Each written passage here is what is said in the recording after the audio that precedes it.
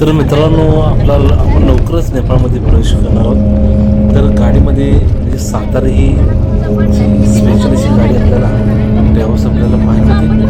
तर इचलकरंजी, सातारा, कोल्हापूर या भागातील सर्व पर्यटक आणि इचलकरंजीतील मुसळी परिवार आणि त्यांचे जे सातारामधले जे पाहुणे आहेत यांच्यामुळे ट्रिपमध्ये खूप अशी दंगा आणि मस्ती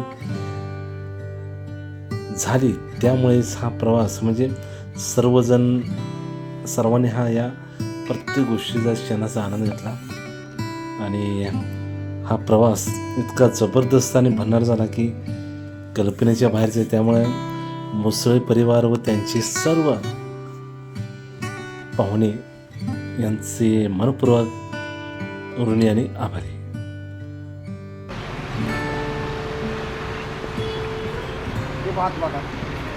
कापून घेतले.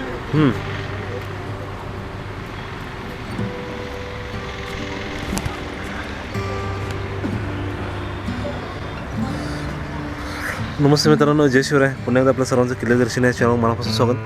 तर आजचा हा जो प्रवास आहे आपला, आता लुंबिनीला आपण जात आहोत.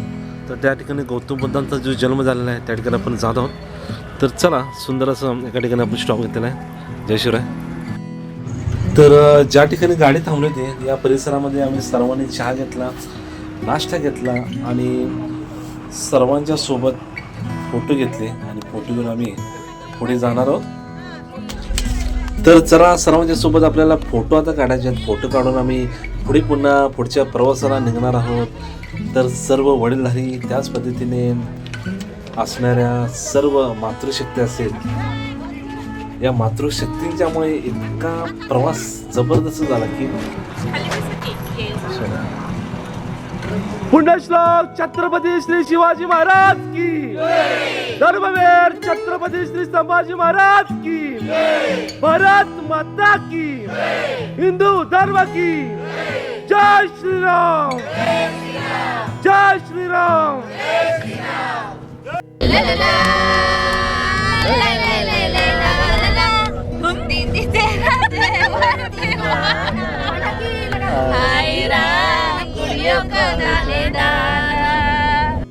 शेवटी फायनली आपण भारत आणि नेपाळ या बॉर्डरवर आपण पोहोचलेलो आहोत.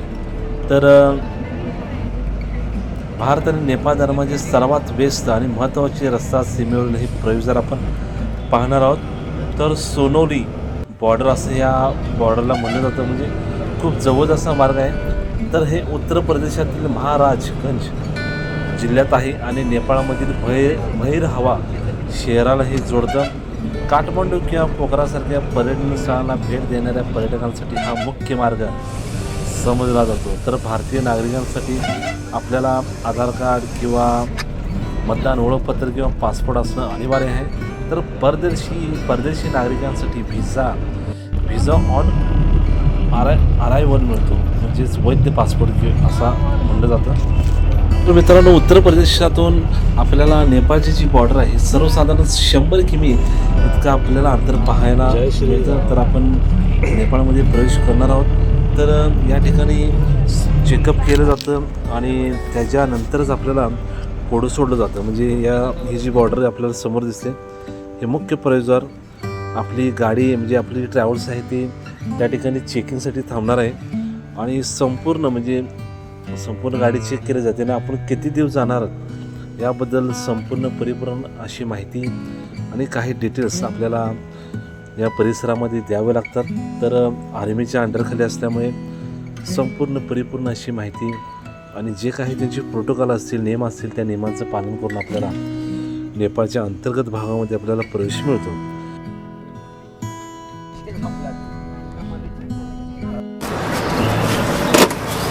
ये नेपाल का है ना, ये नेपाल का संतरे. नेपाल एकदम मीठा होता है. ओके. ये अपने इंडिया का है. और दूध आपके का है. हम भी इंडियन है. इंडिया का है. गाँव कौन सा? खन्ना बॉर्डर. ये उधर से इधर आते. 120 रुपये. मित्रांनो, आता आपण नेपाळमध्ये प्रवेश केला आहे, नेपाळच्या बॉर्डरवर. तर चला मित्रांनो, हे पहा हे भारताचं संत्रे आणि समोर आहे ते नेपाळमधलं संत्रे. हे द्राक्ष कुठलं मित्र आहे? हे द्राक्ष नेपाळमधले आहेत? इंडिया हे भारत आहे.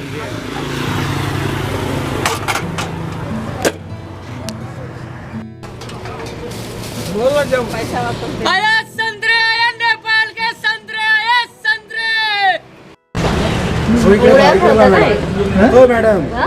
उघड्यावर ठेवतात. इकडे उघड्यावर इकडे असतं. भाऊ. मित्रांनो या दुसऱ्या देशामध्ये प्रवेश करत असताना जे पास असतो आपल्याला तो सर्व 10 दिवस फिरणार आहात 12 दिवस फिरणार आहात तर ते पास काढावा लागतो आपल्याला.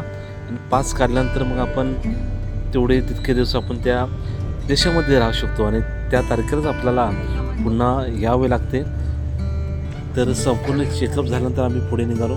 तर 24 तास आपल्याला म्हणजे जे चालत जातं त्यांच्यासाठी ते गेट ओपन असतं. तर वाहनांच्यासाठी सीमेचे गेट हे सहसा सकाळी 6 ते रात्री 10 या वेळेतच उघडे आपल्याला पाहायला मिळतो. तर नेपाळमध्ये आपल्याला 100 रुपयाची इंडियन करन्सी म्हणजे आपली 100 रुपयाची जी नोट आहे हीच त्या ठिकाणी चालते. तर चला